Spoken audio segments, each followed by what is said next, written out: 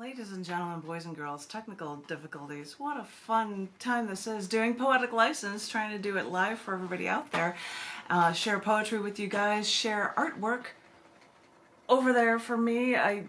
You can see it from both cameras. I figured if nobody can get out, maybe if I happen to have some artwork, I could put it on a digital camera and floating and have impressionists to modern painters and artists that are in galleries around the world and have that floating around. So you can have some, art gallery time and have some time with anybody from Pollock to Picasso or something. Anyway, I thought I'd give you some artwork in addition to the artwork of the written word. I wanted to share some poetry with you. I hope everyone is at the event page for the home edition 5320 of Poetic License, and they are posting things up. I am doing live feeds, and when they are all over and I get done with these in the 2-hour time, I will upload them all to there as well. I'm also video recording this so that you won't see a reverse version of all of my writing, or when I show up a book cover, you'll actually be able to see what it is. I was going to read for you a few poems, and it's from the brand new issue of cc&d magazine, which was founded in 1993, and this one is called Imagination. I love this cover. It's just the craziest cover. I'm just going to get this closer for everybody to see. This is Imagination. Imagination! Wow. I thought it was the coolest statue. I think it's in Visakhapatnam in India. When I had the original, I'm like, he looks so incredibly sad, but when I flip it around, it totally changes him. But I thought it was just a perfect thing for a cover called Imagination. I hope you guys like it too for cc&d magazine.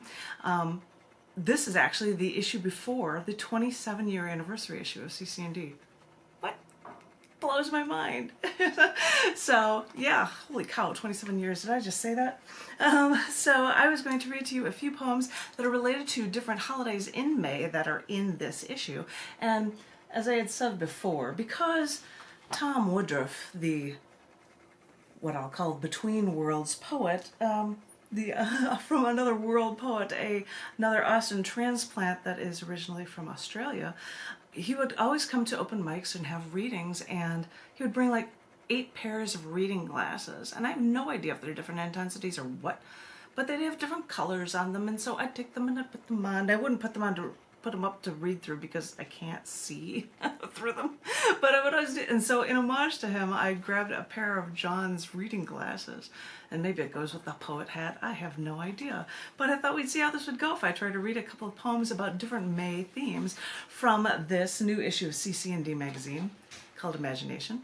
As I said before, if you wanted to know anything about the magazine, you can go to Scars Publications, scars.tv online /ccd, and you can see past issues, and you can see guidelines, all that kind of cool stuff, and you can submit stuff, and you can have writing in these books as well.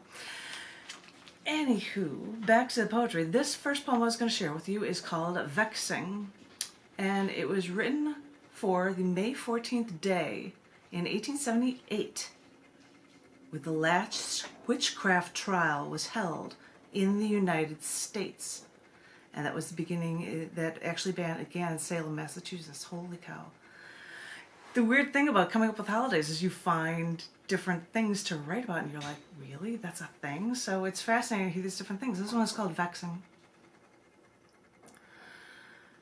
Right about now, so many years ago, a righteous Christian woman accused a man of vexing her, because he was putting a spell on her, harming her through his mental powers, which started a trial marking the beginning of the last trial in Salem about witchcraft. She was a Christian Science woman, no less, where women thought that if men stared at them for too long, get them back by saying they were practicing witchcraft. Because it couldn't be anything else. I suppose it's fun looking back on U.S. history and seeing such a clash of ignorant beliefs. I know the Salem witch trials went on before the U.S. became the U.S., but this last witch trial in Salem, And it just makes me think of that history, how it just repeats itself if people don't care to learn and people don't care to listen.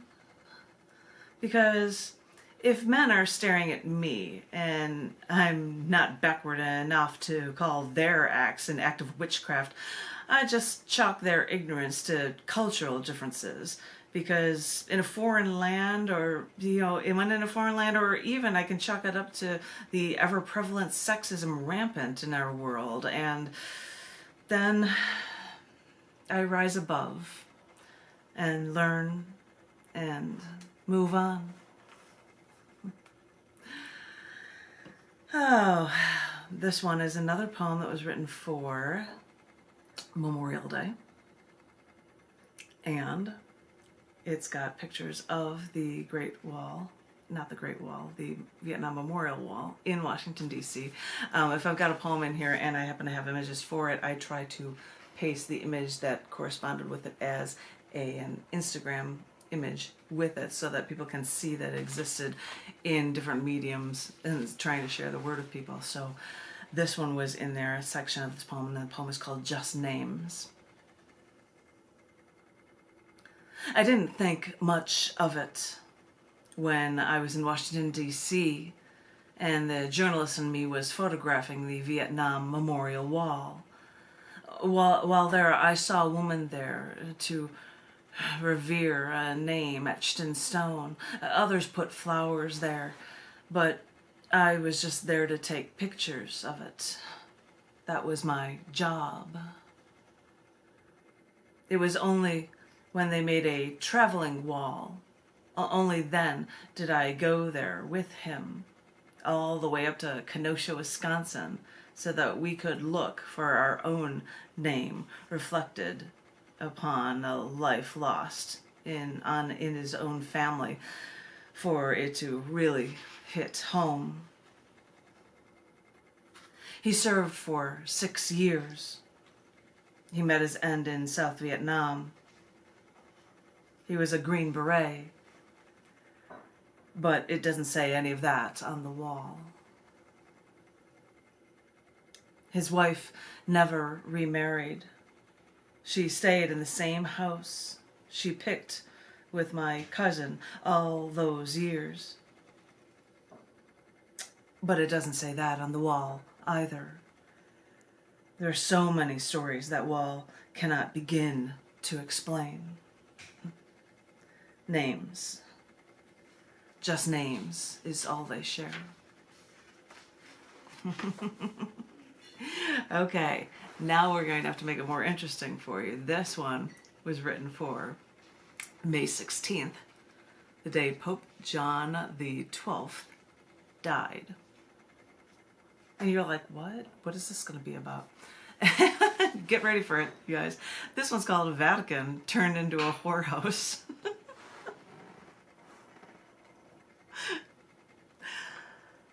When you think of the religiously pious, you might think of someone like the Pope, a pillar of piety, faith, chastity, and self-sacrifice and devotion that millions of followers admire.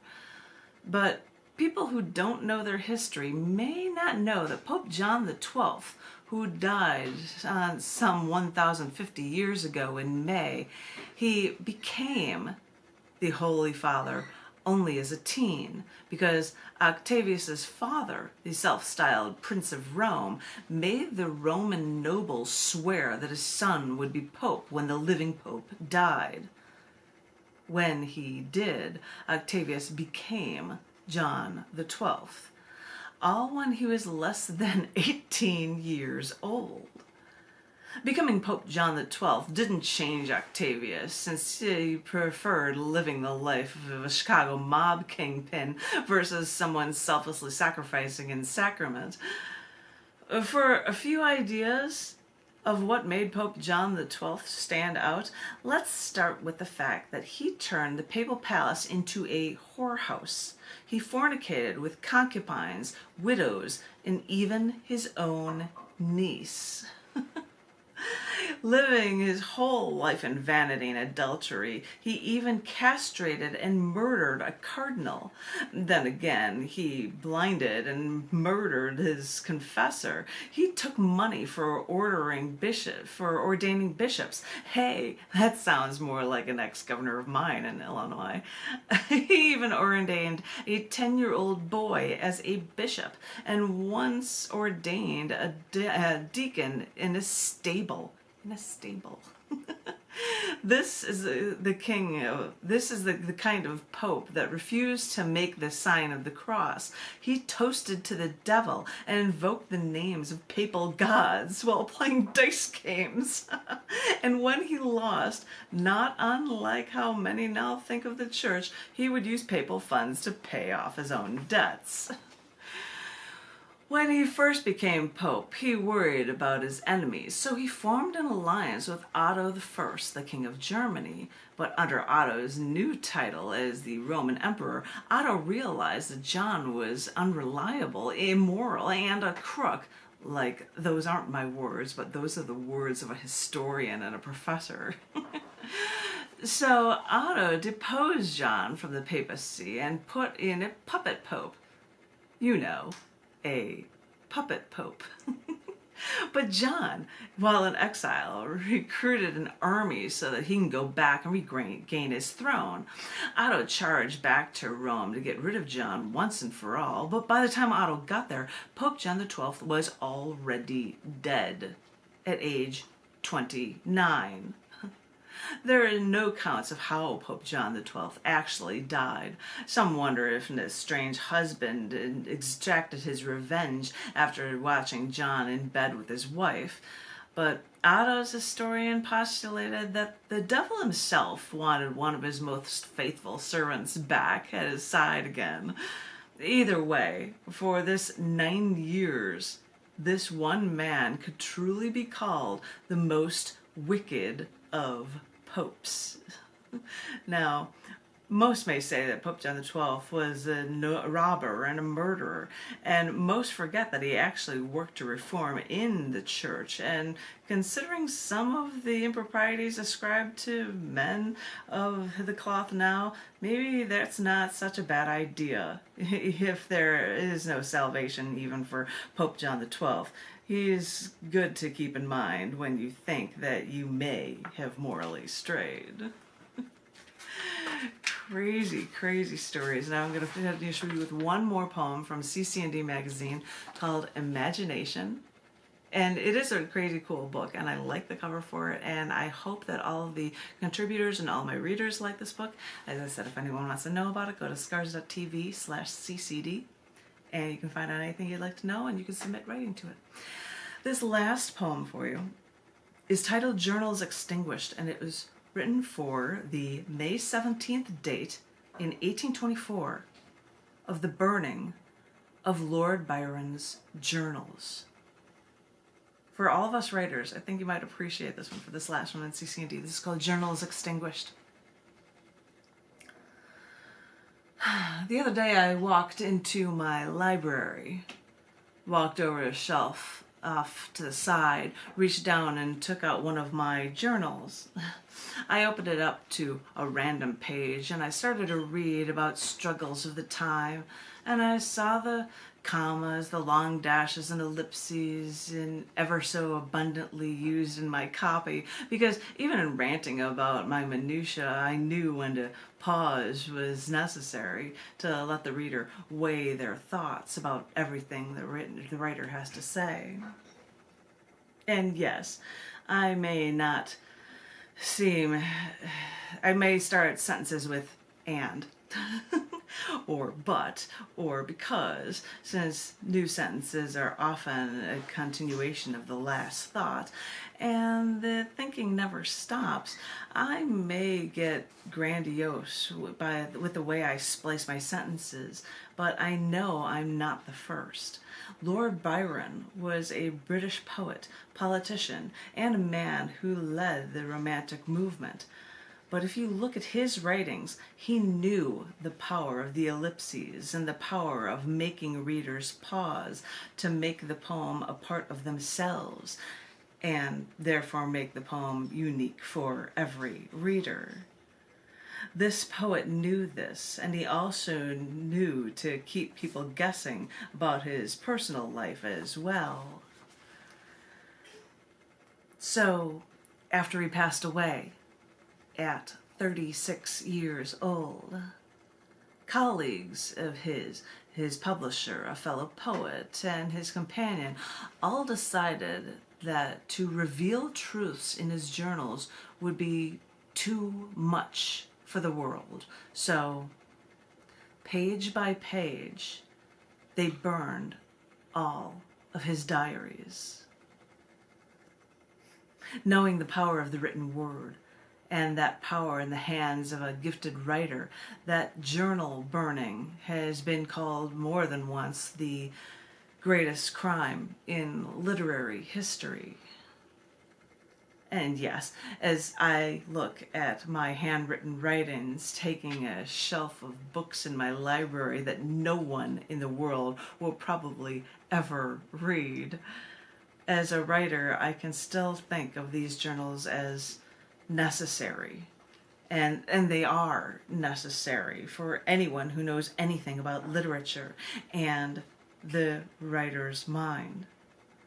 We'll never know what was written on Lord Byron's burned journal pages, but maybe, just maybe, when writing like this is taken away, maybe this can help us to understand how essential the written word can really be. Okay, ladies and gentlemen, boys and girls, I hope you enjoyed hearing writings from cc&d magazine, the May 2020 issue called Imagination, and I will be back live in just a few minutes with new, more recent books for you guys all as well. And I hope you're enjoying the weather, and I hope you're remaining safe, and thank you for remaining creative. Thank you.